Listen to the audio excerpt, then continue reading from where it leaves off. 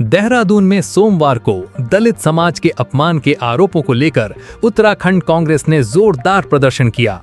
कांग्रेस भवन से बड़ी संख्या में कार्यकर्ता पुलिस मुख्यालय की ओर कूच करने निकले और इस दौरान सरकार के खिलाफ जमकर नारेबाजी की। कांग्रेस के वरिष्ठ नेता और प्रदेश उपाध्यक्ष सूर्यकांत धस्माना ने कहा कि अनुसूचित जाति समाज के सम्मान से किसी भी कीमत पर समझौता नहीं किया जाएगा। उन्होंने हल्द्वानी के रामलीला मैदान में हुई कथित घटना का जिक्र करते हुए कहा कि किसी भी राजनीतिक दल के राष्ट्रीय अध्यक्ष का सम्मान होना चाहिए, लेकिन जिस तरह की कथित अपमानजनक हरकत सामने आई उसे कांग्रेस स्वीकार नहीं करेगी। वहीं अनुसूचित जाति कांग्रेस के प्रदेश अध्यक्ष मदन लाल ने भी इस मुद्दे पर कड़ा रुख अपनाया। उन्होंने कहा कि दलित समाज के सम्मान और अधिकारों के साथ खिलवाड़ होने पर कांग्रेस चुप नहीं बैठेगी।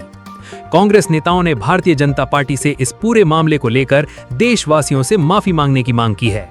प्रदर्शन के जरिए कांग्रेस ने साफ संदेश देने की कोशिश की कि दलित समाज के सम्मान का मुद्दा अब प्रदेश की सियासत में बड़ा राजनीतिक मुद्दा बनता जा रहा है।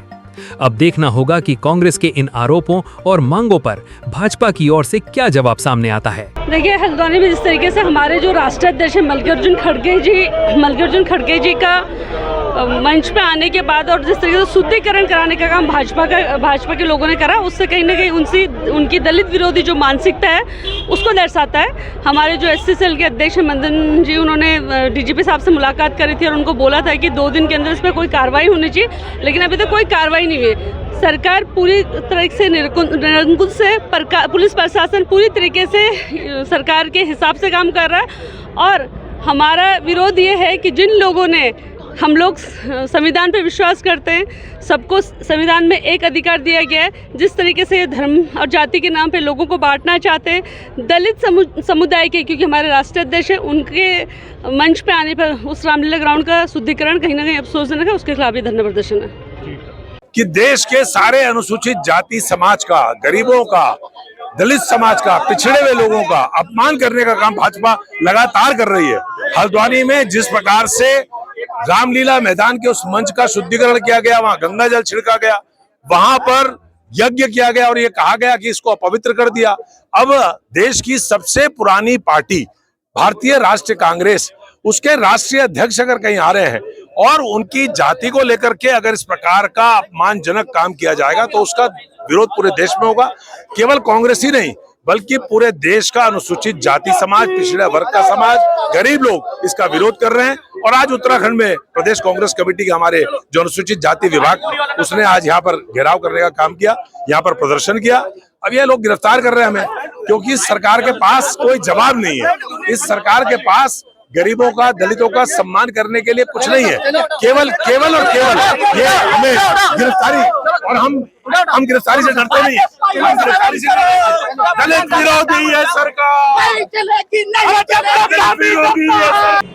ये हमने अपनी मांग करने के लिए डीजीपी साहब से कहा था कि भाई इसके खिलाफ कानूनी कार्रवाई कर, मुकदमा दर्ज कर, लेकिन उन्होंने कोई कार्रवाई नहीं की। उसके खिलाफ हमने आज डीजीपी घेराव करने की वो किया है, घेराव करके उन्हें संदेश दिया है कि दलितों के अपमान नहीं होगा और अगर आप कानूनी कार्रवाई नहीं करते, मुकदमा नहीं दर्ज करते, तो हम देश भर में फिर आंदोलन चलाने का काम करेंगे। उत्तराखंड से स्टार्ट होगा और पूरे भारत में ये काम होगा। दलित विरोधी सरकार भाजपा वैसे तो एक तरफ कलश यात्रा निकालती है कि मैं दलित हमारा है, दलित हिंदू है, और दूसरी तरफ अपमानित करने का काम करती है कि भाई दलितों के साथ अन्याय करती है। और वोट बैंक के लिए तो चुनाव जैसे आएगा वैसे ही दलित को अपना ये बहुत बड़ा हित से बताएंगे कि तुम हिंदू भाई हो, हमारे साथ लोगो, एक कलश यात्रा निकालेंगे, कहीं कुछ करेंगे। पर इस बार दलित अपने आप को ठगा सा महसूस कर रहा है, इसलिए इस बार भाजपा को यहाँ से भगाना है, उत्तराखंड में कांग्रेस सरकार को लाना है।